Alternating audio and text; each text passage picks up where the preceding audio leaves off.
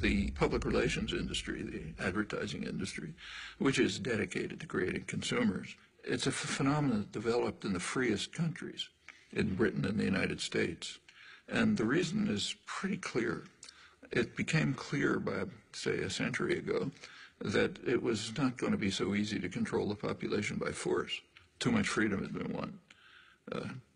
Labor organizing, parliamentary labor parties in many countries, women started to get the franchise and so on. So you had to have other means of controlling people. And it was understood and expressed that you have to control them by control of beliefs and attitudes.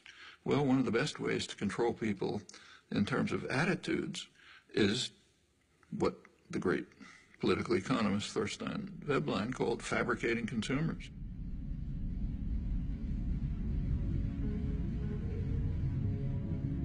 If you can fabricate wants, make obtaining things that are just about within your reach the essence of life, they're going to be trapped into becoming consumers.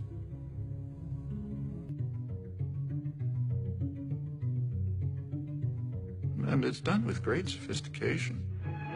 You don't see many wild stallions anymore. He's one of the last of a wild and very singular breed. Come to Marlboro country.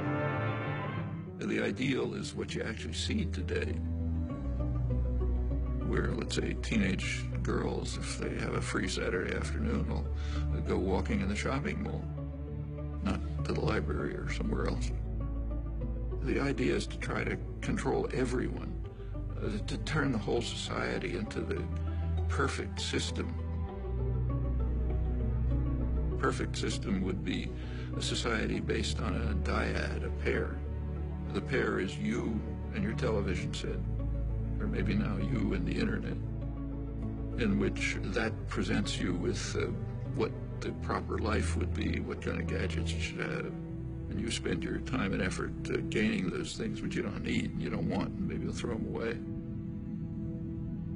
But that's the measure of a decent life.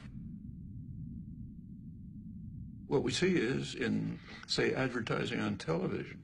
If you've ever taken an economics course, you know that markets are supposed to be based on informed consumers making rational choices. Well, if we had a system like that, a market system, then a television ad would consist of, say, General Motors putting up information saying, here's what we have for sale. That's not what an ad for a car is. An ad for a car is a football hero, an actress, the car doing some crazy thing like going up a mountain or something. The point is to create uninformed consumers who will make irrational choices. That's what advertising is all about. And when the same institutions, PR system, runs elections, they do it the same way.